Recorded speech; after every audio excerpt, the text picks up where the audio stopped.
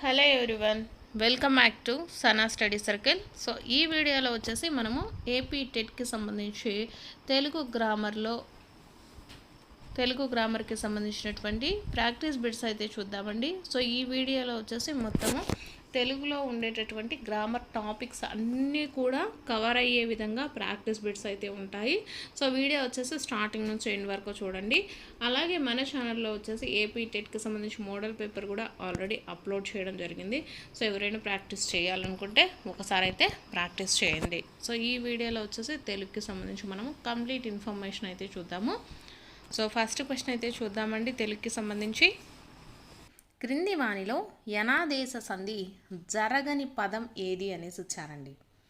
ఇక్కడ మనకు యనాదేశ సంధి అంటే ఈ ఊరులకు అసవర్ణమైన అచ్చులు పరమైనప్పుడు క్రమంగా ఇయ్య ఉవ్వు ఆర అల్ అనేటటువంటి ఎన్నులు ఆదేశంగా వస్తాయి. అంటే యారాలావాలు మనకు ఆదేశంగా వస్తాయండి. సో ఇక్కడ చూసుకున్నట్లయితే ఫస్ట్ది ప్రత్యక్షము అంటే ప్రతి ప్లస్ అక్షము ప్రత్యక్షము. రమ్యోక్తి అంటే రమ్య ప్లస్ ఉక్తి రమ్యోక్తి. నెక్స్ట్ ప్రత్యుత్తరము అంటే మనం ఎలా విడదీస్తాము, ప్రతి ప్లస్ ఉత్తరం ప్రత్యుత్తరం అండి. నెక్స్ట్ మధ్వరి అంటే మధు ప్లస్ అరి మధ్వరి. ఇక్కడ మధ్వరి ప్రత్యుత్తరము ప్రత్యక్షము ఇవన్నీ కూడా మనకు దేనికంటే యనాదేశ సంధికి సంబంధించినవండి. ఇక్కడ రమ్యోక్తి అనేది యనాదేశ సంధి కాదనమాట. సో ఆప్షన్ 2 అనేది కరెక్ట్ ఆన్సర్ అండి. నెక్స్ట్ క్వశ్చను, భలిరే శిల్పి జగంబులోన జిర జీవత్వంబు సృష్టించుకో ఈ పద్యపాదంలోని యతిమైత్రి అక్షరాలను గుర్తించండి అనేసి ఇచ్చారండి. సో ఇక్కడ చూసుకున్నట్లయితే మనకు ఫస్ట్ దానికి తర్వాత యతిమైత్రి ఏదో మనకు తెలియాలంటే ఫస్ట్ ఇది వచ్చేసి మనకు ఏంటిదనేది తెలియాలండి. అంటే ఇది ఉత్పలమాల లేకపోతే చంపకమాల శార్దుల పద్యమా ఏదో తెలియాలన్నమాట. భలిరే అంటే మనం ఫస్ట్ దానికి వచ్చేసి గురువు లఘువులు గుర్తిద్దామండి. సో బా లీ వచ్చేసి ఈ రెండు కూడా మనకు లఘువులే అవుతాయి. రే అనేది దీర్ఘం ఉంది కాబట్టి ఇది గురువు అవుతుందన్నమాట. సో కాబట్టి రెండు లఘువులు అలాగే ఒక గురువు ఉంటే ఇదేమవుతుంది, సగనం అవుతుంది. అంటే ఇది మనకు సబరణమయవ అనేటటువంటి దానికి సంబంధించింది. మనకు సబరణమయవలో వచ్చేసి ఇది దేనికి సంబంధించింది, సబరణమయవ మత్తేభానికి సంబంధించిందండి. ఇక్కడ మనకు సబరణమయవ అనేటటువంటి గణాలు అయితే వస్తాయి. సో కాబట్టి మత్తేభంలో మనకు ఎన్నవ అక్షరానికి యతిమైత్రి చెల్లుతుందండి, 14వ అక్షరానికి యతిమైత్రి అనేది చెల్లుతుంది. సో దీంట్లో 14వ అక్షరం ఏంటండి, ఫస్ట్ది బా చూసుకున్నట్లయితే second third fourth fifth sixth seventh eighth ninth 10th 11 12 13 14. So వా అనే అక్షరానికి మనకు చెందుతుందండి యతిమైత్రి. సో ఇక్కడ బా వా ఏమవుతుందండి, సెకండ్ ఆప్షన్ అనేది కరెక్ట్ అవుతుంది. మనకు ఇచ్చినటువంటి పద్యపాదానికి సంబంధించి మనము గణాలు అనేటివి గుర్తించాలండి. సో బలిరే అంటే మనము ఫస్ట్ దానికి గుర్తిస్తే మనకు సగనం అనేది వచ్చింది. సో సాతో స్టార్ట్ అయ్యేది ఏముంది మనకు, సబరణమయవ. సో మత్తేభానికి సంబంధించినటువంటిదండి ఈ పద్యము. సో దీంట్లో మనకు యతిమైత్రి దేనికి సంబంధించింది, 14వ అక్షరానికి చెందుతుంది. సో 14వ అక్షరం ఏమవుతుందండి, వా అవుతుంది. కాబట్టి బాకి వాకి యతిమైత్రి అనేది చెల్లుతుంది. So option 2 is the right answer. నెక్స్ట్ది, నేను చిన్న శునకాన్ని పెంచుకుంటున్నాను ఈ వాక్యంలో అనేసి ఇచ్చారు. సో ఇక్కడ మనకు ఆప్షన్స్లలో వచ్చేసి నామవాచకం విశేషణం క్రియ అవ్యయం ఇలా ఉన్నాయన్నమాట. సో ఇచ్చినటువంటి వాక్యంలో ఏమేమి ఉన్నాయి అనేసి అడుగుతున్నారండి. సో నేను అనేది ఏంటిది మనకు సర్వనామం అవుతుంది. నెక్స్ట్ చిన్న అనేది దేనికి సంబంధించింది, విశేషణానికి సంబంధించింది. శునకము అంటే ఇది ఒకటి, శునకం అంటే కుక్క కదా పేరు అనమాట. సో ఒక నామవాచకం ఉంది. పెంచుకుంటున్నాను అంటే ఏంటిది, ఇది క్రియకు సంబంధించింది అనమాట. సో దీంట్లో ఒక సర్వనామం ఉంది, ఒక విశేషణం ఉంది, ఒక నామవాచకం ఒక క్రియ ఉన్నాయి. సో ఆప్షన్ 3 అనేది మనకు కరెక్ట్ అవుతుందండి. నెక్స్ట్ క్వశ్చను, పండ్లను బొట్ట నిండుగా మేయుచు వెక్కిరించును మిన్నక దాటుచు తోకలెత్తుచు గూయుచు కోతుల చేష్టలను తెలిపే ఈ వాక్యంలోని అలంకారము అనేసి ఇచ్చారు. సో ఇక్కడ అలంకారాలలో మనకు స్వభావోక్తి అలంకారము, అర్ధాంతరాన్యాస అలంకారము, యమకము, ఉత్ప్రేక్ష అలంకారము అనేసి ఇచ్చారండి. సో వీటిలో చూసుకున్నట్లయితే మనకు అలంకారాలన్నీ వస్తే మనకు తెలుస్తుంది. ఇక్కడ కోతుల యొక్క చేష్టలు అంటే ఇవి ఏమేం చేస్తాయి, పొట్ట నిండా తినుచు వెక్కిరించుకుంటూ అలాగే వీటి యొక్క తోకలు నెత్తుకుంటూ ఒకదాని మీదకి ఒకటి గెంతుచు ఇలా ఉన్నాయన్నమాట. సో అవి ఏంటిది, కోతి యొక్క లక్షణాలు. సో కాబట్టి ఇక్కడ వాటి యొక్క స్వభావాలను చెప్తున్నారు కాబట్టి ఇది ఏ అలంకారం అవుతుంది, స్వభావోక్తి అలంకారం అయితే అవుతుందండి. నెక్స్ట్ వాటి యొక్క స్వభావం అంటే మనం దేన్నైతే చెప్తున్నామో వాటి యొక్క స్వభావాలను ఎలా అయితే ఉన్నాయో అలానే చెప్పినట్లయితే అవి మనకు స్వభావోక్తి అలంకారానికి కిందికి వస్తాయండి. నెక్స్ట్ క్వశ్చను, యన అర్థం ఏంటి అనేసి ఇచ్చారు. ఆప్షన్స్లో ఎదురించు, సమానము, ఎన్నిక, ఏనాడు అనేసి ఇచ్చారండి. యన అంటే అర్థం ఏంటంటే సమానము అండి. యనాకి అర్థం సమానము. నెక్స్ట్ వనరు అను పదానికి నానా అర్థాలను గుర్తించండి అనేసి ఇచ్చారండి. వనరు ఇక్కడ మనకు ఆప్షన్స్లో ఇంపు, కలుగు అనేసి ఇచ్చారు. మోసము, బాధ, ఒప్పు, అనుకూలత, ఒప్పు, గుర్తు అనేసి ఇచ్చారు. సో ఇక్కడ మనకు వనరు, వనరు అంటే ఏంటండి, ఇక్కడ వచ్చేసి ఇంపు అలాగే కలుగు, నెక్స్ట్ ఒప్పు, అనుకూలత, ఇవి రెండు కూడా మనకు వనరుకి నానా అర్థాలు అవుతాయండి. నెక్స్ట్ విద్యార్థిని ఆహ్వాన పత్రిక తయారు చేయమనటము ఈ భాషా సామర్థ్యానికి చెందిన ప్రశ్న అనేసి ఇచ్చారు. మనకు ఆప్షన్స్లో ప్రశంస, పదజాలాభివృద్ధి, సృజనాత్మకత, చదవటం, రాయటం అనేసి ఇచ్చారు. ఇక్కడ విద్యార్థులను ఏంటంటే వాళ్ళకు వాళ్ళు స్వయంగా ఆహ్వాన పత్రికను తయారు చేయమని చెప్పారనమాట. సో ఇది మనకు తయారు చేయమని చెప్పడం వల్ల వాళ్ళల్లో ఏంటిదండి, మనకు ఏ భాష సామర్థ్యానికి సంబంధించింది, సృజనాత్మకతకు సంబంధించింది. ఆప్షన్ 3 కరెక్ట్ అండి. నెక్స్ట్ ప్రాణులకు జీవనాధారమైన వాడు అని ఉత్పత్తినిచ్చే పదం ఏది అనేసి వచ్చాడండి. సో చాలాసార్లు అయితే వచ్చిందండి ఈ బిట్టు. ప్రాణులకు జీవనాధారమైన వాడు ఎవరండి, అనిలుడు. So option 4. నెక్స్ట్ కాంతామణి పదంలోని సమాసం ఏది అనేసి ఇచ్చారండి. కాంతామణి అంటే కాంతం యొక్క మణి, కాంతామణి. సో ఇక్కడ మనకు కాంతా అనేది మనం దేనికి సంబంధించింది, పూర్వపదానికి సంబంధించిందండి. కాంతం యొక్క మణి ఇక్కడ ఉపమాన పూర్వపద కర్మధారయ సమాసం అవుతుంది. ఇక్కడ విశేషణం అయితే మనకేమీ లేదు కాబట్టి ఈ రెండు సమాసాలు కాదు. సో కాంతామణి అన్నాం కాబట్టి కాంతం యొక్క మణి. సో ఇక్కడ మనం ఫస్ట్ పూర్వపదంలోనే ఉంది కాబట్టి ఉత్తర పదానికి సంబంధించింది కాదనమాట. ఫస్ట్ పూర్వపదమే వస్తుంది కాబట్టి ఇది ఉపమాన పూర్వపద కర్మధారయ సమాసం అవుతుంది. సో ఫస్ట్ ఉత్తర పదం ఏమైనా వచ్చిందనుకోండి అంటే ఉత్తర పదం ఏంటి, మణి అనేది అనమాట. సో మణి అనేది మనకు ముందు వచ్చినట్లయితే ఉత్తర పద కర్మధారయ సమాసం అంటాము. సో మణి అనేది ముందు రాలేదు. కాంతామణి అంటే కాంతం యొక్క మణి. సో ఇది ఉపమాన పూర్వపద కర్మధారయ సమాసం అవుతుందండి. నెక్స్ట్ సో ఇది ఆల్రెడీ చెప్పాను. నెక్స్ట్ క్వశ్చన్, నేను దీనికి భూదాన యజ్ఞం అని పేరు పెట్టాను. ఈ వాక్యానికి కర్మణి వాక్యం రాయండి అనేసి ఇచ్చారండి. సో మీకు నేను ఆల్రెడీ చెప్పాను కర్మణి వాక్యం, కర్తరి వాక్యం ఎలా గుర్తుపెట్టుకోవాలనేసి. సో దీంట్లో మనకు కర్మణి వాక్యం అంటే ఏంటంటే బడు. కర్మణి వాక్యం అంటే మనకు బడు కానీ పడు కానీ ఇటువంటి ప్రత్యయాలనేటి మనకు ఆ వాక్యంలో కనిపిస్తాయండి. అంటే ఇక్కడ ఫర్ ఎగ్జాంపుల్ పెట్టబడింది అంటే దీంట్లో బడు అనేటటువంటిది మనకు కర్మణి వాక్యంలో కనిపిస్తుంది అనమాట.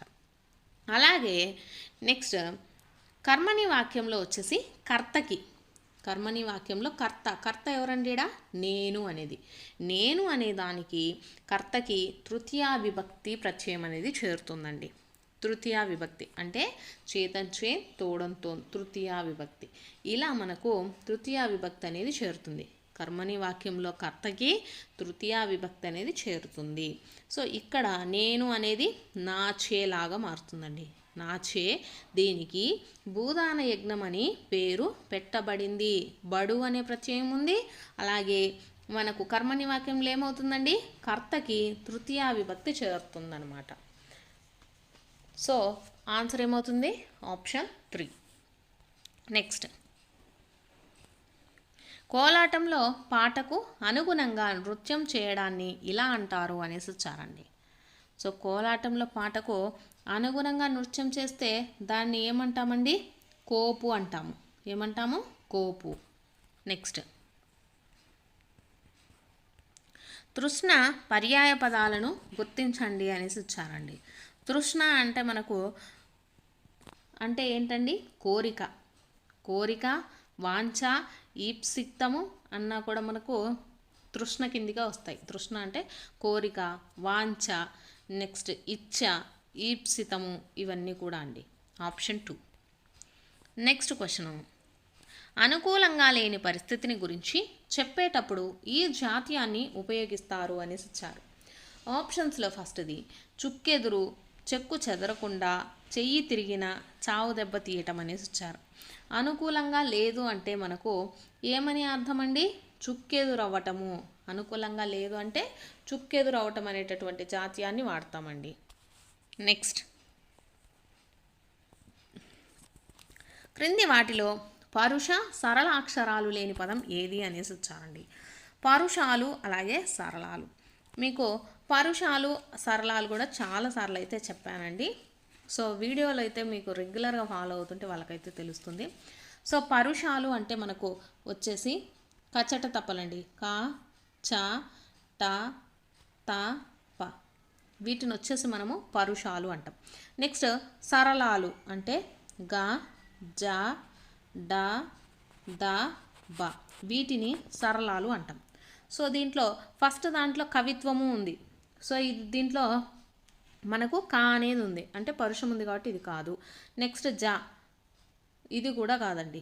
నెక్స్ట్ చా కూడా ఉంది, ఇది కూడా కాదు. సో పరుష సరళ అక్షరాలు లేని పదం ఏంటండి, Yamuna. Option 3 is the right answer. Next bit,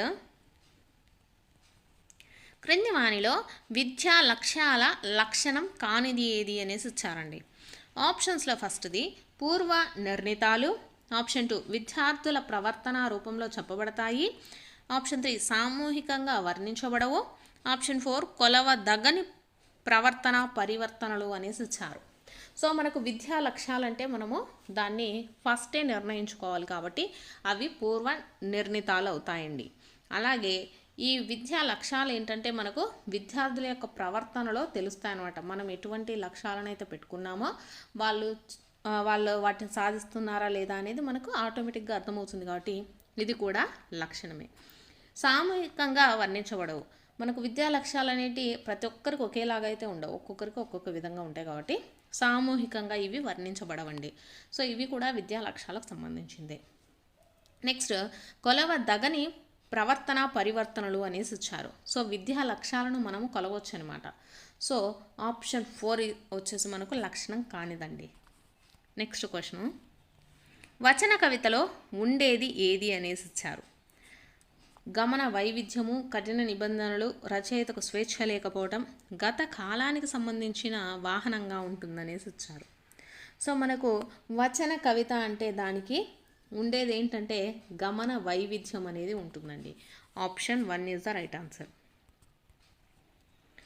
next, భాష మానవుని ఒక సహజాతము అనే చెప్పే వాదం ఏది అనేసి ఇచ్చారండి. భాష వచ్చేసి మానవుని ఒక సహజాతము అని చెప్పే వాదం ఏదండి, స్వతః సిద్ధావాదము. Option 4 is the right answer. Next question, ప్రాథమిక స్థాయి వాచకాల భాషల్లో పాటించదగినవి ఏవి అనేసి ఇచ్చారండి. ప్రాథమిక స్థాయిలో వచ్చేసి మనకు వేటిని పాటించాలండి, విసంధి రూపాలను పాటించాల్సి ఉంటుందండి. So option 1 is the right answer. Next question, లిఖిత మాధ్యమానికి చెందిన భాషా కౌశలాలు ఏవి అనేసి వచ్చారు.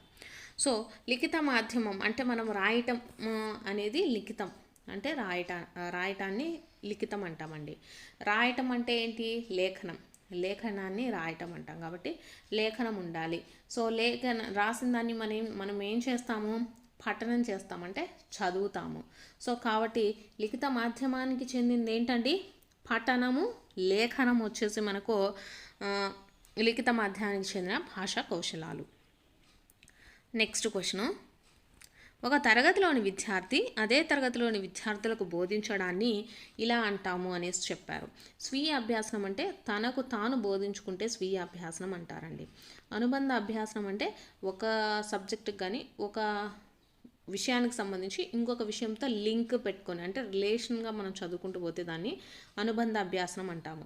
సమవయస్కుల బోధన అంటే ఒకే ఏజ్ తరగతులు అంటే ఒకే ఏజ్ పిల్లలు ఇద్దరు కలిసి వారి యొక్క సలహాలను సూచనలను పాటించుకుంటే అంటే ఒక తరగతిలోని విద్యార్థి అదే తరగతిలోని విద్యార్థులకు బోధించటాన్ని ఏమంటాము?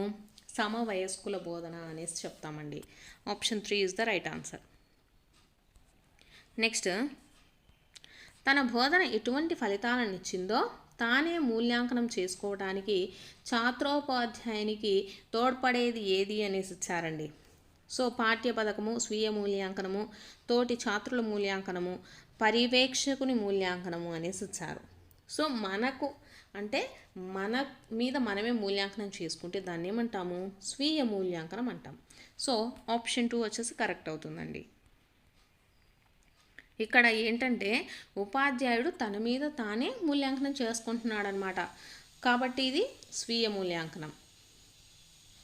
నెక్స్ట్, విద్యార్థులకు అత్యంత ఆకర్షణీయంగా ఉండే దృశ్య ఉపకరణం ఏది అనేసి ఇచ్చారండి. సో ఇక్కడ ఏదండి? పప్పెట్రీ. అత్యంత ఆకర్షణీయంగా ఉండేటటువంటి దృశ్య ఉపకరణం పప్పెట్రీ అండి. నెక్స్ట్ క్వశ్చను, మాపనం లక్షణాలలో ఒకటి ఏది అనేసి ఇచ్చారండి. ఇక్కడ పరిమాణాత్మకం, గుణాత్మకం, సంశయాత్మకం, జ్ఞానాత్మకం అనేసి ఇచ్చారు. సో మాపనం చేసేటప్పుడు పరిమాణాత్మకం మనకు ఒక లక్షణం అండి. Option 1 is the right answer. Next question, ధ్వని ఉచ్చారణలో గా అనే అక్షరం ఏది అనేసి ఇచ్చారండి. సో గా అనే దానికి దీర్ఘం లేదు కాబట్టి ఇదేమవుతుంది? అల్ప ప్రాణం అవుతుంది. అలాగే ఇది నాదము అలాగే కంఠ్యం కిందికి వస్తుందండి. అంటే ఘ అంటే మనము కంఠం అంటే కంఠంలో ధ్వని ద్వారా పుడుతుంది కాబట్టి మనకు ఏమవుతుంది? ఇది కంఠ్యం అవుతుంది. సో ఆప్షన్ 2 వచ్చేసి రైట్ ఆన్సర్ అండి. గా అనే అక్షరం వచ్చేసి అల్ప ప్రాణము, నాదము, కంఠ్యం అవుతుంది. సో ఇవి వచ్చేసి మనకు తెలుగు గ్రామర్కి సంబంధించినటువంటి ప్రాక్టీస్ బిట్స్. మీకు కనుక వీడియో నచ్చినట్లయితే తప్పకుండా లైక్ చేసి సబ్స్క్రైబ్ అయితే చేసుకోండి.